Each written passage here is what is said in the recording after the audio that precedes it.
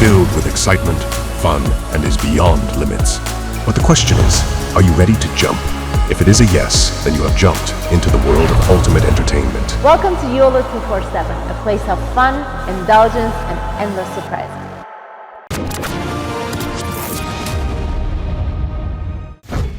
मैं ये जानना चाहता हूं दोस्तों, जस्टिन ट्रूडो मतलब क्या ये नाज़ी माइंडसेट का है आदमी?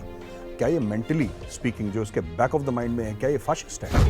क्या ये पूरी जो बात करता है liberal Canada, democratic Canada, freedom of speech वाला कनाडा, क्या एक मुखौटा है? और क्या ये दूसरा ज़ेलेंस्की है? क्योंकि जिस तरीके से वेस्ट ने ज़ेलेंस्की को पैसे दिए और ज़ेलेंस्की को बेवकूफ़ बनाया और वो बेवकूफ़ों की तरह लड़ रहा है रशिया से, उसका मुल्क तबाह हो गया लेकिन फिर भी लड़े जा रहा है क्योंकि उसको पैसे मिल रहे हैं, फिर जाता है, फिर भीख मांगता है, फिर लड़ता है, फिर भीख मांगता है। क्या ये दूसरा ज़ेलेंस्की तो नहीं खड़ा कर रहे हैं जस्टिन ट्रूडो? जय हिंद दोस्तों, मैं हूं मेजर गौरव आर्य और आप देख रहे हैं आज की ताज़ा तरीन खबरें।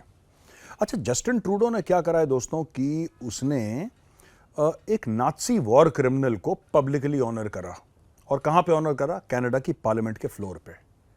ज़ेलेंस्की साहब आए तो वो, क्योंकि ये जो वॉर क्रिमिनल था यूक्रेनियन डिसेंट का है, अभी 90+ ईयर्स के हो चुके हैं वॉर क्रिमिनल, और ये रह रहे हैं कनाडा में। किसी को पता था नहीं पता था इसके बारे में कुछ कह नहीं सकते। जस्टिन ट्रूडो कह रहा है साहब गलती हो गई। नाज़ी को ऑनर करना यूरोप में और वेस्टर्न वर्ल्ड में थू थू हो गई है जस्टिन ट्रूडो की। अच्छा, इसके पीछे क्या माइंडसेट है मैं आपको बताता हूं, और इसके पीछे क्या साइकोलॉजी है, क्या क्या सोच है इसके पीछे, ये जानना दोस्तों बड़ा जरूरी है।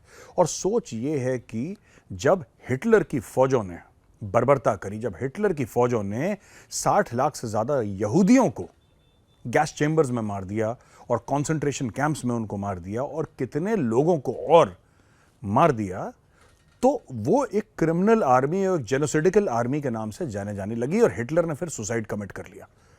और इसके बाद न्यूरमबर्ग ट्रायल्स चली हैं जहां पे कई सारे नाज़ीज़ की ट्रायल्स हुई हैं। उनको वॉर क्रिमिनल घोषित करा, कईयों को फांसी लगाई, किसी को उम्र कैद दी, अलग अलग उनको सजाएं दी गई, लेकिन कुछ बच के निकल गए।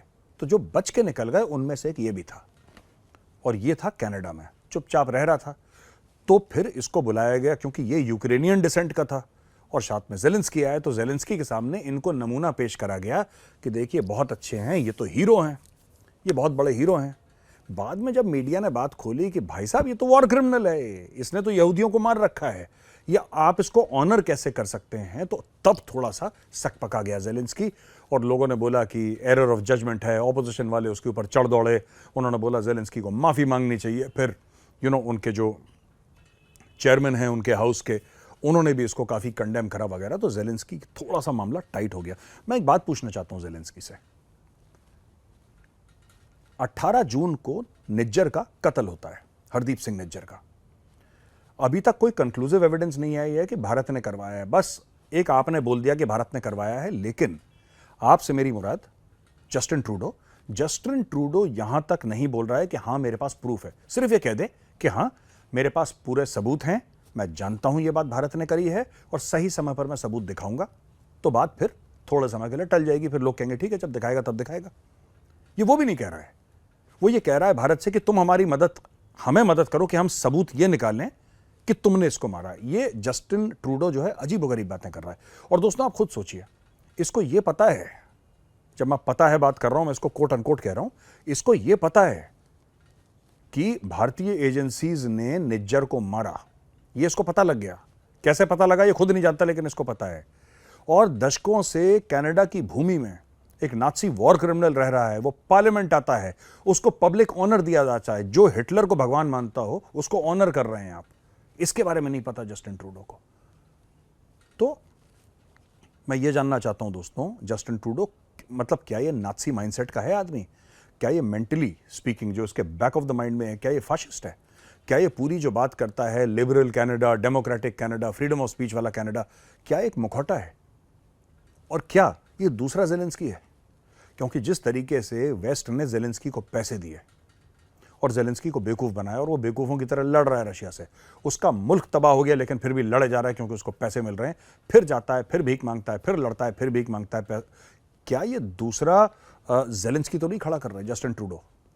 अब आप बोलेंगे ऐसा क्यों करेगा वैसे? देखिए, ऐसा होता है कि एक टेबल है खाने की, जिसमें अमीर बड़े बड़े सेठ बैठ के खाना खाते हैं और किसी को अलाउड नहीं है वहाँ पे आना, और एक यंग वाइब्रेंट मैन आता है और सबकी धज्जियाँ उड़ा के बोलता है कि मेरा भी हक है इस टेबल पे, कल से मैं बैठूंगा इस टेबल पे, और लोग कहते हैं हाँ हाँ बैठिए, आपका हक है, आप बिल्कुल बैठिए। लेकिन कहीं ना कहीं मन में उनके टीस रहती है कि अरे कौन है आदमी, who is this young man जिसने सबकी धज्जियाँ उड़ा दी हैं और अब ये हमारी जगह लेने के लिए टेबल पर आ गया। वो यंग मैन इंडिया है, वो भारत है, और ये जो पुराने खिलाड़ी हैं उस टेबल पे, ये वो देश हैं जो पहले से पहली दुनिया माने जाते थे, और हम माने जाते थे बहुत पहले तीसरी दुनिया।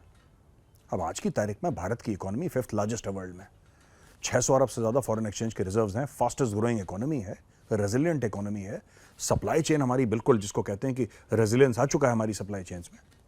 अब लोग भारत की ओर देख रहे हैं, लेकिन जो पुराने पार्स हैं शायद उनको ये गंवारा ना गुजरे कि भारत को वो इंपॉर्टेंस दिया जा रहा है। तो खींचातानी तो रहेगी दोस्तों, अमेरिका संतुलन बनाने की कोशिश करेगा।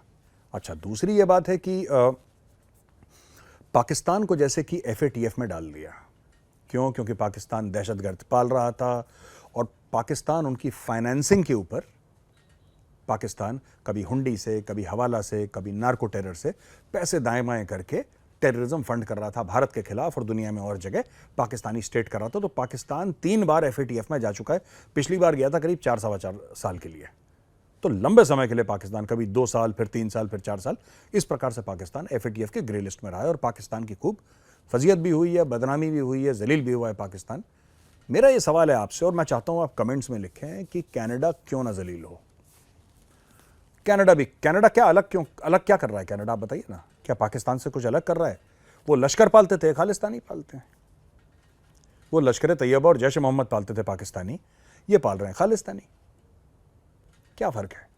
वो लोग अपना फाइनेंशियली दाएं बाएं से पैसा कमा रहे थे ड्रग से, वही काम खालिस्तानी यहाँ पे कर रहे हैं, and they are using it in acts of terror inside India. कभी इसकी किलिंग, कभी उसकी किलिंग, किसी पॉलिटिकल ओपोनेंट की किलिंग, ये सारे के सारे टेररिस्ट हैं। तो मैं ये भी जानना चाहूंगा कि कनाडा को FATF की ग्रे लिस्ट में हम क्यों नहीं डालते, दुनिया इसके बारे में क्यों नहीं सोचती। ये बहुत ज़रूरी है कि कनाडा FATF की ग्रे लिस्ट में। अच्छा, तीसरी बड़ी खबर ये है दोस्तों कि 5 आइज करके एक इंटेलिजेंस नेटवर्क है, 5 आइज, और 5 आइज कौन से हैं? उसमें United states of America, Canada, UK यानी कि इंग्लैंड, ऑस्ट्रेलिया और न्यूजीलैंड, ये 5 मिला के बनते हैं 5 आइज। उन्होंने खबर दी US को, और US ने वो खबर पास करी अपने कनाडा को, ये बताते हुए कि साहब निज्जर को हो सकता है भारत ने निपटा दिया। ये कंक्लूसिव खबर नहीं थी, लेकिन ये बात अमेरिकन एम्बेसडर टू कनाडा ने ये बात बोली है कि 5 आइज से खबर मिली थी। तो मेरा सिर्फ ये मानना है कि अगर जस्टिन ट्रूडो के पास खबर है और ये खबर पुख्ता है, तो इंटरनेट पे क्यों नहीं डालता? एक होटल करवाइए आप बहुत बड़ा कनाडा में, कोई 5 स्टार होटल, जितने भी एम्बेसडर्स हैं सबको बुलाइए वहाँ पे दावत के लिए। आपके होंगे ना 140-150 एम्बेसडर और हाई कमिश्नर तो होंगे, सबको बुलाइए वहाँ पे, और वहाँ पे उनके सामने सबूत रखिए कि भारत ने किलिंग करी है, तब हम मानेंगे कि आपके पास प्रूफ है। अच्छा, दूसरी चीज, एक तो भारत ने मारा नहीं निज्जर को, ठीक है, ये बात मैं पहले क्लियर कर दूं, लेकिन मैं आपसे ऐसे एक फिलोसॉफिकली एक बात कर रहा हूं, तो आप जरा सोचिए मैं क्या point, what point I am trying to make here, मैं क्या पॉइंट यहां पे पॉइंट आउट करना चाहता हूं कि देखिए, जब तक वेस्ट में खून खराबा ना हो, कहीं और हो, वेस्ट को फर्क नहीं पड़ता, ठीक है ना। लॉकरबी बॉम्बिंग जब हुई थी, लीबिया मुलव्विस था, इसको करो, ये सैंक्शन लगाओ, इसको जेल में डालो, ये दुनिया भर की चीजें वेस्ट ने करी। कनिष्का की बॉम्बिंग हुई, किसी ने पूछा ही नहीं, ट्रायल ही ढंग से नहीं हुई इसकी, कनाडा वाले के। तो जब गोरा मरता है ना, जब गोरा मरता है तब इशू होता है, जब भूरा या काला मरता है तब इस दुनिया को इशू नहीं होता है। अब देखिए, कनाडा को और US को ही ले लीजिए, कुछ सऊदी अरब के सिटीजन्स, 19 में से 15 सऊदी थे, वो 9/11 को अटैक करते हैं, कुछ प्लेन्स को हाईजैक करते हैं और ट्विन टावर्स के अंदर डालते हैं, पेंटागन में डालते हैं, यहाँ वहाँ अटैक करते हैं। अटैक करने के बाद तकरीबन 3000 लोग मारे जाते हैं। अटैक करने वाले ज्यादातर सऊदी अरब के सिटीजन्स, ठीक है। तो जवाबी हमला कहां पे होना चाहिए था और हुआ कहां पे? अमेरिका गई और इराक को निपटा दिया। आज तक इराकियों को यह समझ में नहीं आया, हजारों इराकी मर गए, बच्चे मर गए, उनकी माएँ मर गई, बच्चे यतीम हो गए, औरतें बेवा हो गए, किसी को अभी तक यही पता नहीं लगा कि इराक में अमेरिका गया क्यों था और क्या लेने गया था वहां पे। तेल एक है फैक्टर ऑयल का, लेकिन उसके अलावा अमेरिका करने क्या गया था? अमेरिका को पूरा अधिकार है, अमेरिका को पूरा अधिकार है कि दुनिया में आपकी गलती हो ना हो, अमेरिका जाके आपको तबाह कर सकता है, आपके बच्चों को मारे, आपके माँ बाप को मारे, आपके खानदान को साफ कर दे, आपके मुल्क में आग लगा दे, वो अमेरिका का हक है। लेकिन दूसरा अगर कोई मर जाए तो अमेरिका पूछने को राजी नहीं है। कनाडा ने, ये कनाडा जो अपने आप को democracy, free speech, liberal values का जिसको कहते हैं कि बेताज बादशाह समझता है और दुनिया को ज्ञान देता है कनाडा, बाय द वे, कि कनाडा तो इतना अच्छा है, यहां पे कोई भी कुछ बोल ले। इस कनाडा ने 40,000 फौजी भेजे थे अफगानिस्तान, 40,000 फौजी, और कई फौजी इसने इराक भेजे। ह्यूमन राइट्स के केसेस चले हैं कैनेडियन फोर्सेस के ऊपर। एक निज्जर के मरने से पार्लियामेंट में तहलका हो जाता है, क्योंकि खालिस्तानी जो हैं वो सपोर्ट कर रहे हैं जस्टिन ट्रूडो की सरकार को।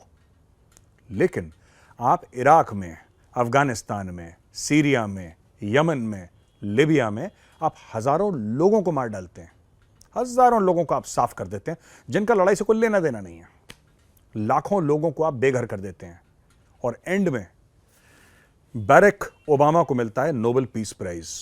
तो दोस्तों, यह है दोगलापन पश्चिमी देशों का, कि जब गोरे की मौत होती है तो दुनिया कांप जाती है, जब भूरे और काले की मौत होती है तो कोई पूछता भी नहीं है। यही जो स्ट्रक्चर है ना, मोदी जी बदलने की कोशिश कर रहे हैं जब वो कहते हैं कि ग्लोबल साउथ की आवाज होनी चाहिए। यही स्ट्रक्चर है जो बदलने की कोशिश कर रहे हैं। दोस्तों, अगर आपको वीडियो पसंद आए तो इस वीडियो को लाइक जरूर करिएगा। मैं कल फिर हाजिर हूंगा एक नए वीडियो के साथ। तब तक के लिए जय हिंद।